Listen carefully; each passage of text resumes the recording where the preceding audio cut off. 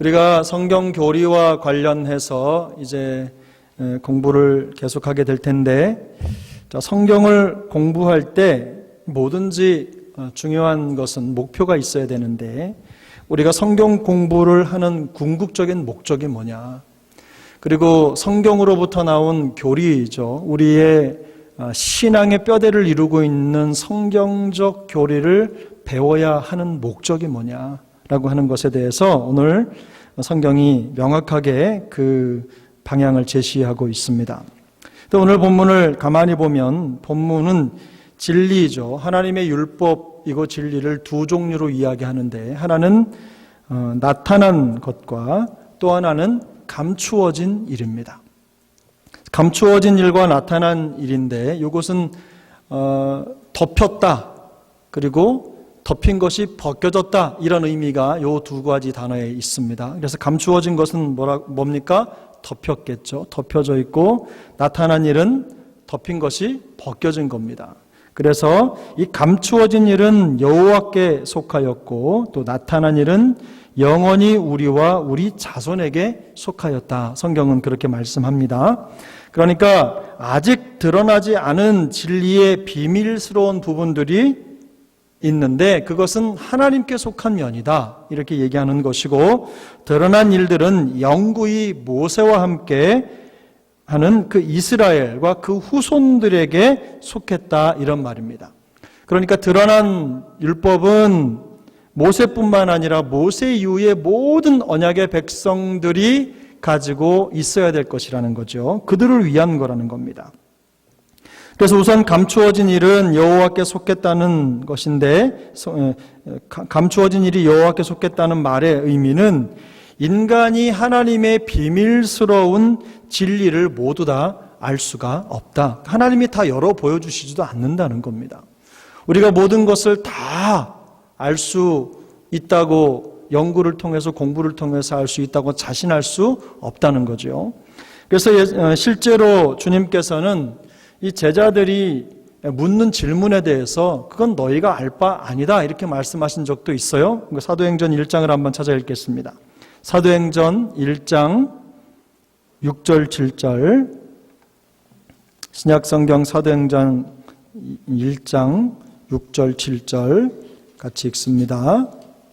신약성경 사도행전 1장 6절 7절, 신약성경 187면 시작. 그들이 모였을 때에 예수께 여쭈어 이르되 주께서 이스라엘 나라를 회복하심이 이때니까 하니, 이르시되 때와 시기는 아버지께서 자기의 권한에 두셨으니 너희가 알 바 아니요, 이렇게 말씀합니다.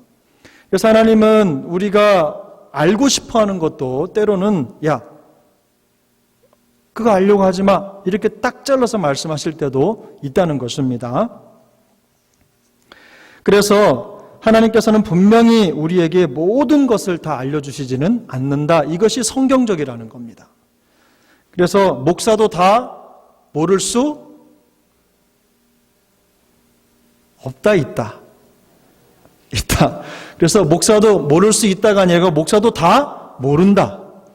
그래서 여러분, 우리 모두가 다 마찬가지입니다. 하나님께서 밝히 보여주신 것들도 사실은 다 모르는데, 하나님이 감추어 두시고 보여주시지 않는 것은 모른다. 아무리 경험이 많고 유능한 성경 연구가라고 해도 하나님의 모든 뜻을 다 알 수는 없다는 것입니다. 그래서 마치 성경 공부를 하고 우리가 학습을 하면 백과사전을 펼쳐서 그 내용을 알고 있듯이 우리가 그 내용을 다 알아서 얘기할 수 있는 게 아니라는 것입니다. 때때로 하나님은 우리에게 의도적으로 이런 무지를 허락하셔서 우리를 하나님의 뜻에 대해서는 아무것도 예측도 할 수 없는 그런 상태로 놓아두시기도 한다는 것입니다. 그럴 때는 어떻게 해야 됩니까? 우리가 하나님의 뜻을 완전히 이해하지 못할 때는 하나님께서 아직 그것을 우리에게 알리지 않으신다고 믿고 그저 하나님을 신뢰하면 그것이 가장 지혜로운 방법입니다. 그래서 모르겠는데, 이해가 되지 않는데, 하나님이 밝히 보여주시지 않았는데 그것을 자꾸 알려고 점집에 가고 사주를 보고 이렇게 해서 미래를 안다고 해서 그 인생이 잘 될까요? 그렇지 않아요. 그래서 하나님이 밝히 열어 보여주시지 않은 것에 대해서는 여러분 그대로 덮어놓는 것이 은혜인 줄 믿습니다. 그렇게 하셔야 돼요. 그것이 지혜로운 방법이에요. 그런데 우리가 주목해야 될 것은 이제 나타난 일입니다. 나타난 일. 이 나타난 일은 영원히 우리와 우리 자손에게 속하였나니 이는 우리에게 이 율법의 모든 말씀을 행하게 하심이라. 이렇게 말씀하고 있습니다. 그래서 다시 말하면 하나님께서 하나님의 진리를 감춰 두시지 않고 나타내신 이유가 있다는 겁니다. 우리가 그 율법의 모든 말씀을 행하게 하기 위함이라는 거죠. 그게 이유라는 거예요. 다시 말해서 그 말씀은 우리로 하여금 행하게 하기 위해서 나타났다는 겁니다. 그래서 우리가 하나님의 말씀을 알고 배웠다는 것은 그것을 어떻게 해요? 그냥 가지고 있는 게 아니라 그것을 행하라고 하나님이 우리에게 밝히 보여주셨다는 거예요. 우리에게 나타난 계시는 단지 이 탐구하는 마음으로 이 성경의 가르침을 더 많이 쌓아두기 위한 게 아니라는 겁니다. 여러분, 신학적으로 신학 공부를 많이 했다고 해서 그분이 앞선 분이 아니에요. 저는 그렇게 생각합니다. 그래서 이 더 앞선 사람이 누구냐? 하나님의 말씀 앞에서 그 말씀을 따라서 순종하는 삶을 살아가는 사람이 앞선 사람이다 라는 것을 오늘 성경은 말씀하는 거죠. 더구나 모세는 우리가 그 율법의 일부분만을 따라해라, 그 부분만을 행하라고 말하지 않고 율법의 모든 말씀에 대하여 순종해야 된다. 모든 말씀에 대하여 순종해야 된다. 그래서 이게 문법적으로 맞을 수도 있고 틀릴 수도 있지만 the doing, 뭐냐면 하나님의 말씀이 가르치고 있는 그것을 그대로 행하는 것, 바로 그것이 여기에 행한다라는 뜻입니다. 그래서 또한 우리가 이 말씀이 행하는 것뿐만 아니라 영원히 우리와 우리 자손에게 속하였나니 라는 말은 이 말씀을 우리만 가지고 있는 게 아니라 우리 후대에 이 말씀을 전해줘야 된다. 우리 자녀들에게 지식적으로도 전해주고 그리고 우리가 삶으로 보여주는 순종으로도 그들에게 말씀을 전승해야 된다는 것입니다. 그것이 바로 우리의 사명이라는 거죠. 그래서 그들도 이 모든 율법의 말씀을 행하도록 이끌어가야 된다. 그것이 우리의 사명이라고 말씀하고 있는 것입니다. 그래서 여러분, 성경 교리를 공부하는 목적이 무엇입니까? 말씀을 행하기 위해서라는 거예요. 간단합니다. 우리가 지식적으로 그것을 쌓아놓고 그것을 가지고 어떤 사람은 그 많이 아는 것 그것을 가지고 다른 사람에게 이렇다 저렇다 얘기하고 가르칠 수 있지만 그것은 진짜가 아니라는 겁니다. 그래서 하나님의 말씀, 성경 교리를 배우는 궁극적인 목적은 바로 하나님의 말씀을 행하는 것이다. 이것이 우리가 성경을 공부하는 목적이라는 것입니다. 감추어져 있어서 우리가 알 수 없는 것은 어쩔 수 없지만 나타나서 영원히 우리와 우리 자손에게 주어진 이 율법의 모든 말씀은 우리가 배우고 익혀서 그 말씀을 행하고 순종해야 한다는 것입니다. 그래서 여기 이 행한다는 말은요, 어떤 번역에 보면 그걸 탐구하고 깊이 있게 파서 그 안에 있는 내용을 밝히 아는 겁니다. 그러니까 그 말씀이 내 속으로 들어와서 내 살이 되는 거예요. 그런 모습을 여기에 담아 놓았어요. 그래서 우리는 성경을 공부할 때 구체적으로 이제 성경이 어떤 책인지를 좀 알아야 되는데, 성경이 과연 어떤 책이냐, 이렇게 두껍고 이 장만 하더라도 1189장이 이 성경 속에 있는데, 이 성경을 우리가 어떻게 알고 성경이 무엇이라고 믿고 있느냐, 단순히 그냥 하나님의 말씀이다 라고 하는 정도의 믿음이면 충분하냐, 아니면 이것이 가지고 있는 진리들을 섬세하게도 알아서 우리의 삶 속에 적용하는 게 맞느냐라고 하는 거예요. 그래서 그 성경책이 어떤 책인지를 우리가 좀 더 알아야 되는데, 성경책은 우리가 생각하는 대로 단순한 역사책이 아닙니다. 어떤 사람들은 성경을 가지고 이 안에 역사도 들어있고 과학도 들어있다고 해서 성경을 분해하고 성경 속에 있는 역사를 가지고 마치 다른 역사를 해석하거나 다른 역사를 가지고 와서 성경을 해석하거나 이런 시도를 많이 하지만 어쩌면 그건 신학적인 작업이라고 할 수 있겠죠. 그러나 성경은 궁극적으로 우리에게 세계사 역사를 보여주기 위해서 기록된 책이 아니라는 것입니다. 물론 이 속에는 역사도 담겨 있습니다. 그러나 그 역사는 단순히 우리에게 어떤 한 이스라엘의 역사나 한 일대기의 역사를 보여주려고 하는 것이 아니라 더 중요한 목적이 있다는 거예요. 세상의 모든 역사를 수집해 놓은 책이 아닙니다. 성경은 하나님께서 이 성경을 주신 그 목적이 있다는 거예요. 기록한 목적이 있다는 거죠. 그래서 성경에는 만약에 우리 성경에 있는 모든 예수님이 하신 일, 하나님이 하신 일을 다 기록한 책으로 다 기록하려고 생각했다면 어때요? 여러분 여기에 다 기록돼 있을 수 있을까요? 없을까요?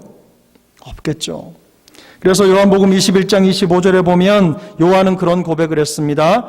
예수님께서 행하신 일이 이외에도 많으니 만일 낱낱이 기록된다면 이 세상에라도 이 기록된 책을 두기에 부족할 줄 아노라 그랬어요. 그러므로 우리가 이 성경에 대한 내용을 가만히 살펴보면서 또 요한은 20장 30절, 31절 두 절에서 이 성경을 기록한 목적을 아주 간략하게 그러나 강력하게 우리에게 알려주고 있는데 요한복음 20장을 한번 찾아보겠습니다. 요한복음 20장.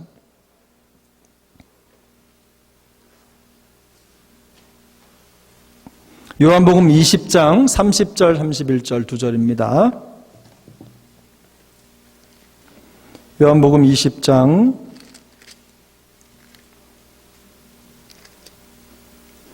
함께 읽습니다. 시작. 예수께서 제자들 앞에서 이 책에 기록되지 아니한 다른 표적도 많이 행하셨으나 오직 이것을 기록함은 너희로 예수께서 하나님의 아들 그리스도이심을 믿게 하려 함이요 또 너희로 믿고 그 이름을 힘입어 생명을 얻게 하려 함이니라.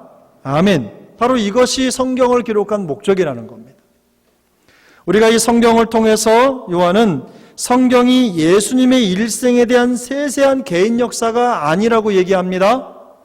그렇다면 무엇입니까? 성경은 요한의 말처럼 예수께서 하나님의 아들 그리스도이심을 믿게 하기 위해서 이 세상 사람들이 예수님을 믿게 하기 위해서 기록한 책이라는 거예요. 그리고 또 그것을 믿고 그 이름을 힘입어 생명을 얻게 하기 위해서 성경이 기록됐다는 겁니다.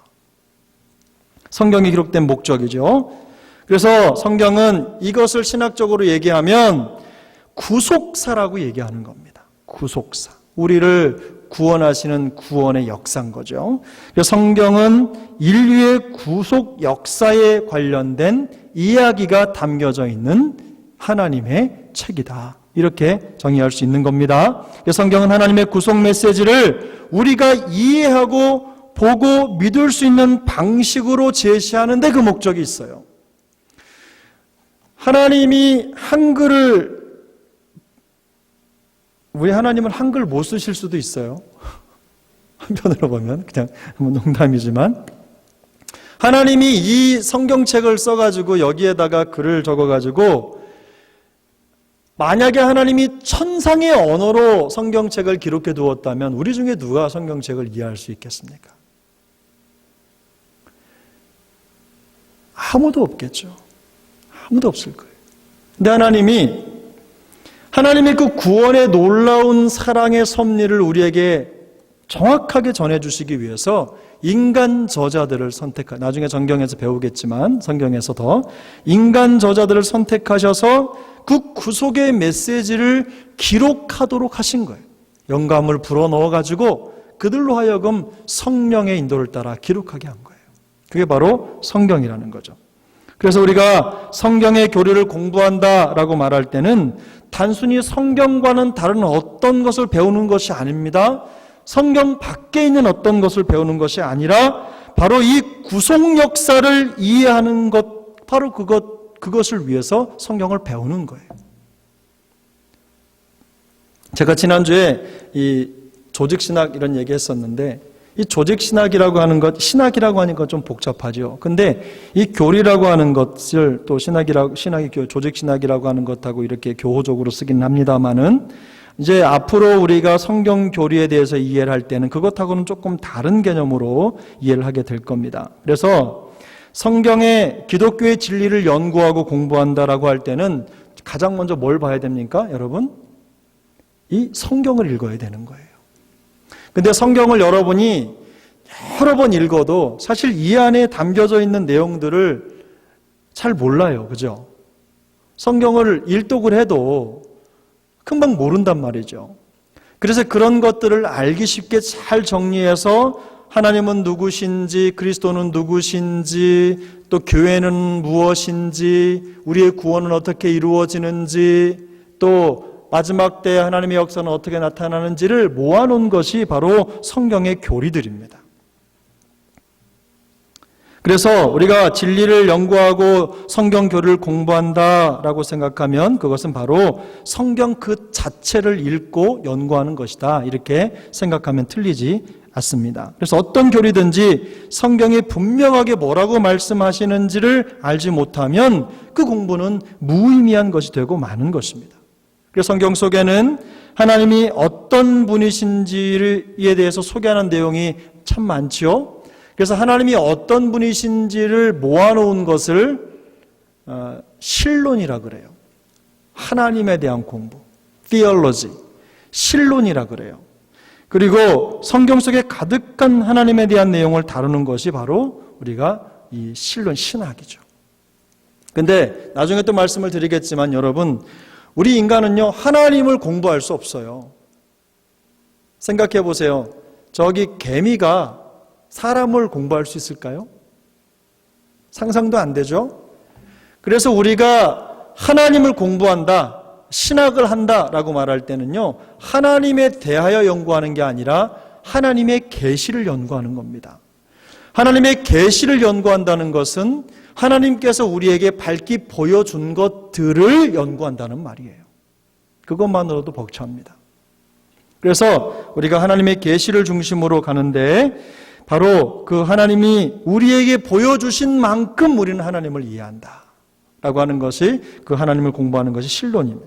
두 번째는 성경 속에는 사람이 어떤 존재인지에 대해서도 기록해 두었어요.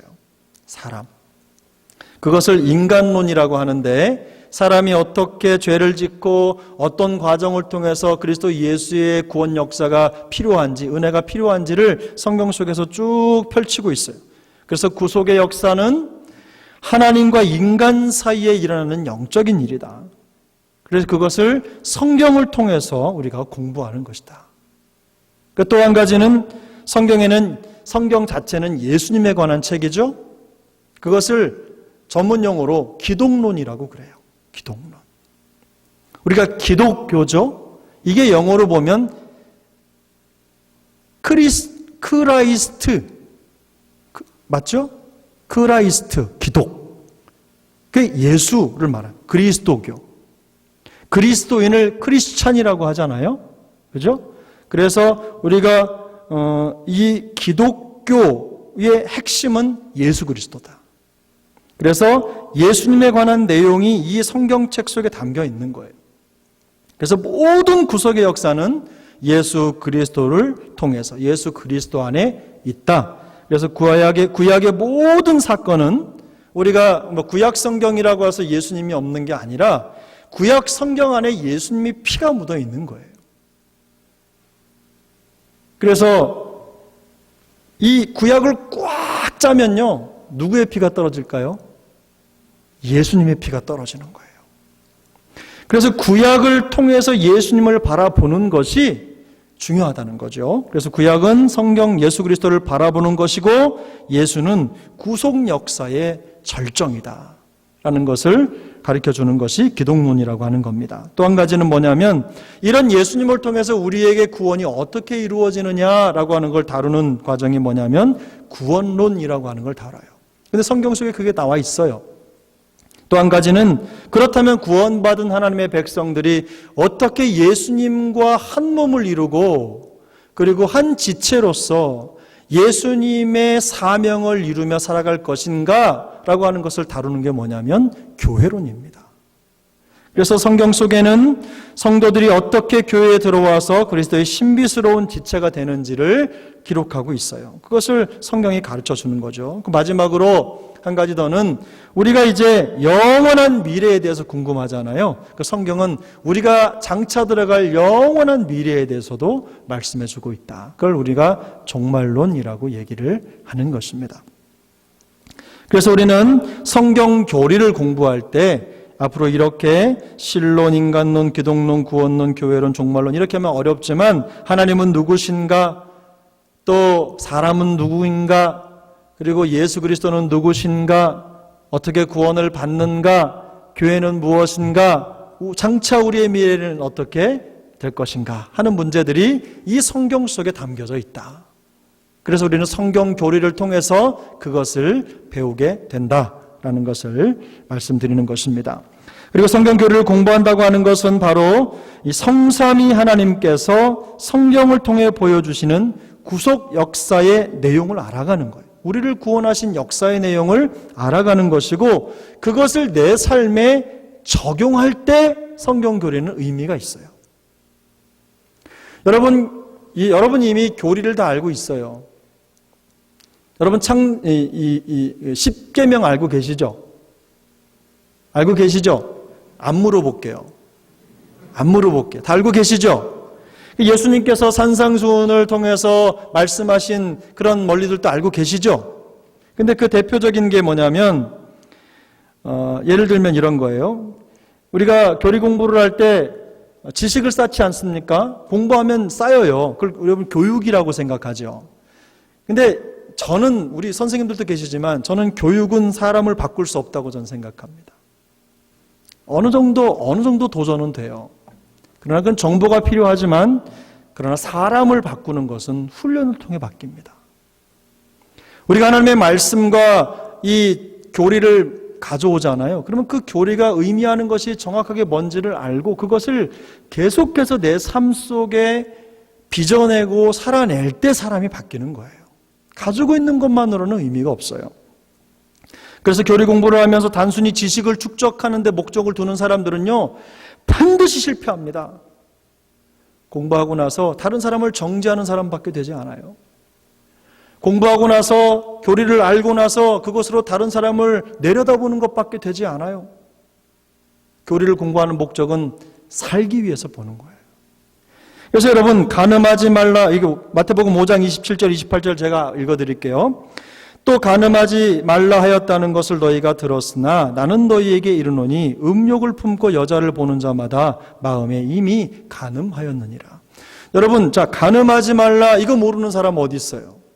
옛날에 우리 교회도 여기 간음하지 말라 탁 써붙여 놓고 있었잖아요. 간음하지 말라 모르는 사람 어디 있어요?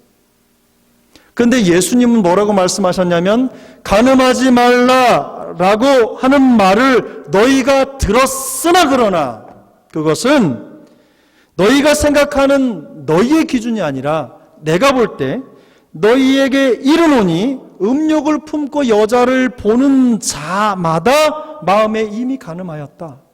그러니까 성경이 말하고 있는 간음은 우리가 기본적으로 이해하고 있는 세상 법정의 간음하고 같습니까? 다릅니까? 같아요? 달라요? 달라요. 그래서 성경에 있는 이 교리의 원리들을 우리가 잘 배우고 익히면 세상은 따라올 수 없는, 범접할 수 없는 도덕적, 윤리적 기준이 우리 안에 생기는 겁니다. 그러니까 양심이 살아나는 거죠. 해석이에요. 그 안에 해석이 담겨 있어요. 그래서 성경교리의 목적은, 성경교리 공부의 목적이 바로 이게 성경교리의 목적이라는 거죠. 단순히 성경이 율법이나 원리를 암기하고 알고 있다고 하는 것이 공부를 한 게 아니라는 겁니다. 겸손, 사랑, 능력, 뭐 어떤 거든지 우리가 정의를 줄줄줄 외울 수 있지만 그것이 내가 되는 건 아니라는 거예요. 자, 예수님께서 이 땅에 오셨을 때 말씀이 육신이 되어 우리 가운데 거하심에 우리가 그 영광을 보니 독생자의 영광이 그래서 나왔죠. 이렇게 말하면 말씀이 육신이 되었다고 하는 건 무엇입니까? 하나님의 그 말씀, 하나님이 뭐가 됐어요? 우리와 같은 사람이 되었다. 이 말씀을 우리에게 그대로 적용을 해서 여러분 율법이 육신이 되는 게 뭡니까? 바로 우리가 성경 교리를 공부한다는 의미예요. 그래서 교리가 삶이 될 때까지 그것은 우리가 반복하고 또 살아내는 것이다. 그렇게 할 때 교리는 살아난다. 주님의 의도가 여기에 담겨져 있는데 단순히 원리를 암기하고 마는 게 아니라 율법을 일반적으로 아는 것, 그거 아무 소용없다는 거예요. 그것이 정확하게 무엇을 의미하는지 알고 그 원리를 뽑아내서 내 삶에 구체적으로 적용하고 실행할 때 그때 교리는 교리다워진다는 겁니다. 또 한 가지 예를 들어보겠습니다. 여러분, 자, 예수 그리스도는 우리의 주님이십니다.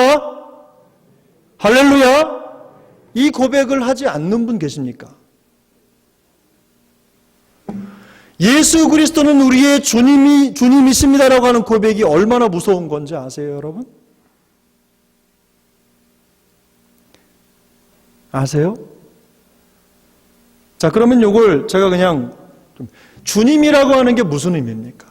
나의 주인이라는 말이에요. 주인. 거기까지만 말해도 아시겠죠? 그러면 우리는 예수님의 뭐예요? 뭐예요? 종이에요. 정말 그렇게 살고 계십니까? 저는 우리 장로님들, 우리 집사님들 기도하실 때 주의 종, 주의 종 이렇게 기도하실 때 좀 솔직히 부끄럽습니다. 그냥 담임 목사나 목사로 하셔도 좋을 것 같아요. 이 종이라고 하는 것이요 정말 무서운 겁니다. 우리는 우리 모두는 예수님을 주님으로 고백하죠. 그런데 그 사실을 모르는 사람은 아무도 없어요. 그런데 신앙의 아주 초기 단계는 이거면 충분합니다. 옛날 우리 초기 기독교는 예수 그리스도를 주로 영접하는 모든 사람들은 한 가족이 됐으니까요. 근데 그 안에 공동체로 살아가다 보니까 그것만으로는 안 되거든요. 시간이 지나면 이런 고백만으로는 충분하지 않다는 것을 알게 되거든요. 예수 그리스도가 주님이시라고 하는 이 고백이 의미하는 것이 정말 어떤 의미인지를 알고 그 고백을 내 삶에 적용하는 것이 더 중요하다는 거예요. 여러분 마가복음 3장 11절에 보면 이런 말씀이 더러운 귀신들도 어느 때든지 예수를 보면 그 앞에 엎드려 부르짖어 이르되 당신은 하나님의 아들이시니이다. 여러분 귀신도 알아요. 우리가 주님이 하나님의 아들이신 걸 아는 것은 특별한 게 아닙니다. 누구나 다 알 수 있는 귀신도 아는 것을 우리도 알고 있는 거예요. 그러면 그 귀신과 우리의 차이점이 뭐냐? 차이점이 뭡니까? 우리가 정말로 그 예수는 우리 주님이시다라고 하는 것을 내 삶에 적용하고 있느냐? 거기에서 판가름이 나는 거예요. 우리는 성경교리를 공부하면서 하나님을 참으로 알며 또 하나님의 영광스러운 임재 속에 더 깊이 들어가는 게 목표입니다. 단순히 머리를 키우는 게 아니에요.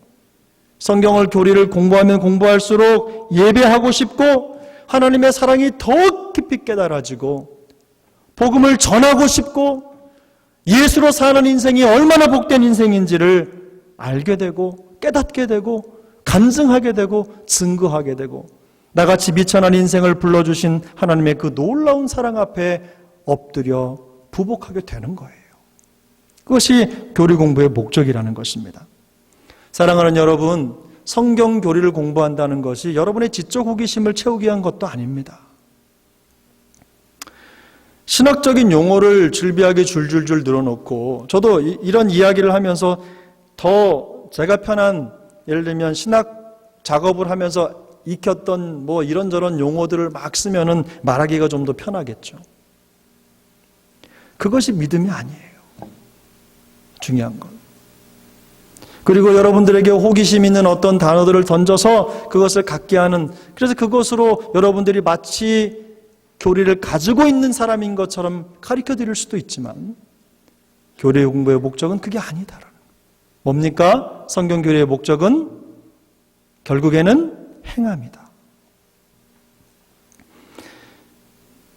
이전에 알지 못했던 하나님의 영광을 깨닫게 되고 그로 말미암아 하나님께 예배와 찬양과 경배로 더 가까이 나아가고자 하는 그 열망이 이 교리 공부를 통해서 우리의 마음속에 일어나는 거예요.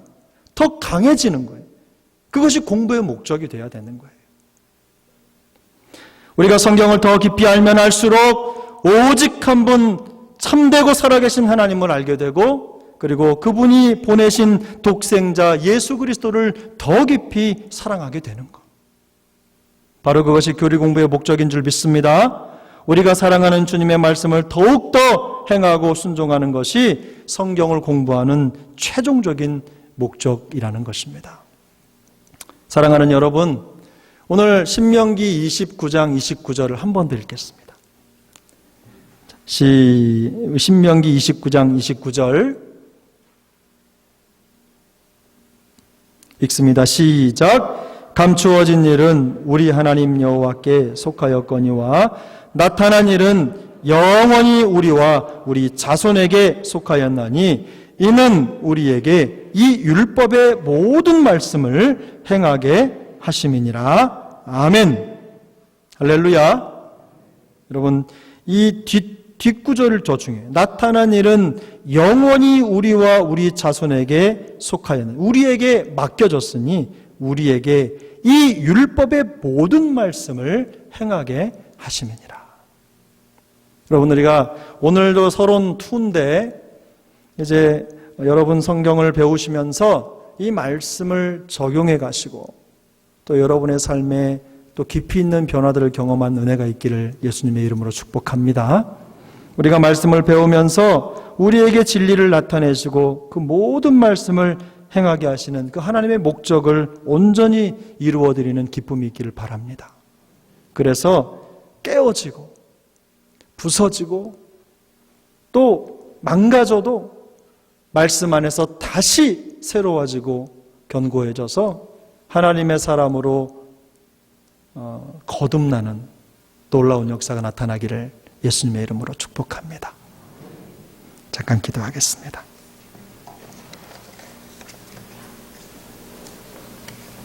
살아계신 하나님 아버지, 감사합니다. 오늘도 하나님의 말씀을 배우는 목적에 대해서 살폈습니다. 하나님, 우리가 성경을 배우고 익히는 이유는 그 말씀대로 살기 위함인 줄로 믿습니다.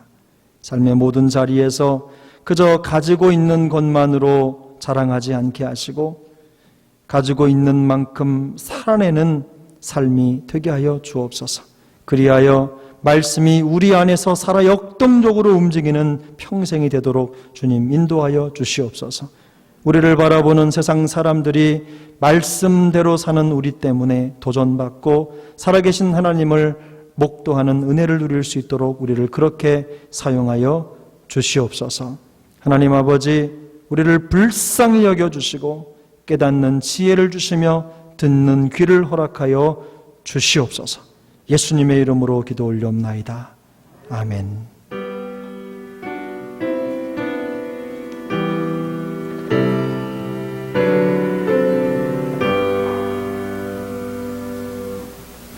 할렐루야. 큰일 났습니다. 제가 강의를 이렇게 재미없게 해서 그런지 오후 시간에 식사들을 많이 하셔서 그런지 근데 어쨌든 제가 소리도 크고 그런데 하여튼 저도 노력을 하겠습니다. 그래서 여러분 찬양을 지난주에 제가 그 찬양 불렀잖아요.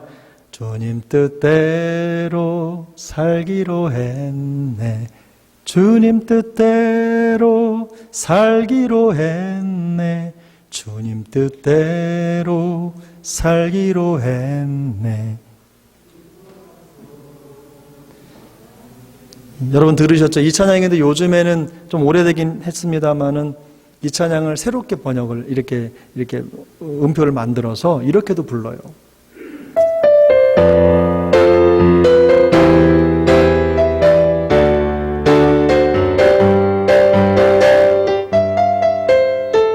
이렇게 치는 거예요. 빠르지 않게. 잠깐 저한테 좀 맞춰주세요. 자, 가보세요. 시작. 주님 뜻대로 살기로 했네. 주님 뜻대로 살기로 했네. 주님 뜻대로, 주님 뜻대로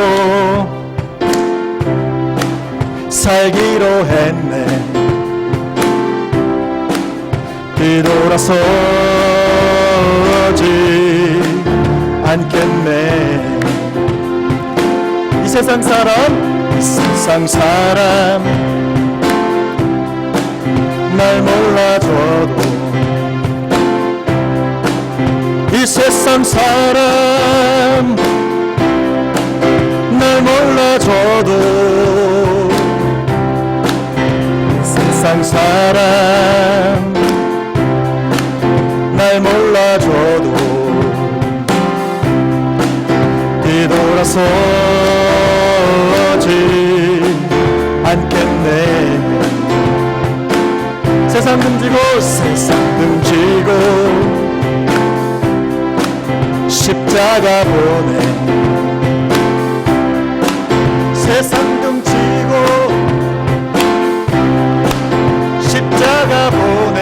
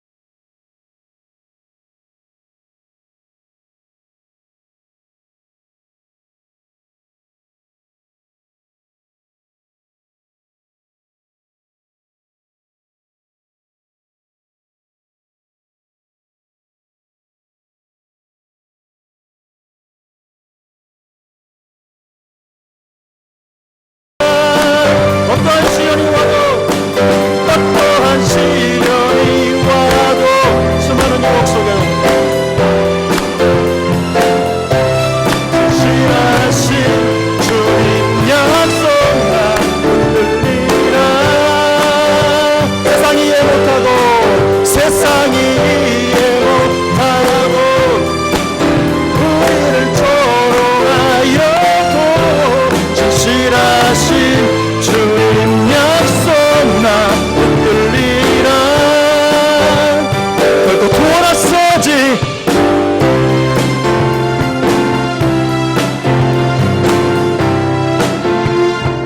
할렐루야. 잘 안 되네요. 여러분 어떠세요? 요 정도 예전에 이렇게 이 정도 템포로 제가 불렀던 기억이 나요. 근데 요즘 젊은이들은 이렇게 문화가 다르게 찬양도 하거든요. 그래서 우리 것만 고집할 수 없고, 또 사실은 이것도 너무 고전이 됐어요. 아주 옛날, 그러니까 적어도 15년, 20년 된 찬양이에요. 그런데 이게 오래됐다고 해서 나쁜 게 아니라, 이 고전적인 찬양들, 또 우리가 또 좋은 가사들은 계속해서 이렇게 리메이크해서 부르고 은혜를 받고 하는 것입니다. 그래서 다행히 우리 세종항 우리 영가족들은 잘 따라하세요. 얼마나 감사한지 몰라요. 그래서 하나님이 찬양의 은혜도 더 주시기를 바랍니다. 여러분, 찬양은요, 우리의 심령 속에 가득한 기도의 곡조입니다. 그래서 저는 경험했어요.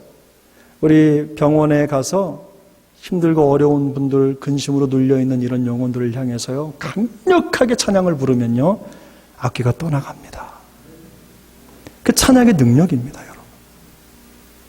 그래서 여러분 그런 마음을 가지고 찬양도 열심히 부르시고, 또 우리 찬양 인도자들이, 제가 광고 차원에서 말씀을 드리면, 일어나라고 해서 찬양을 드릴 때 다리 아프시면 앉으셔도 괜찮아요. 뭐 일어나라고 해서 반드시 일어서만 있어야 되는 거 아닙니다.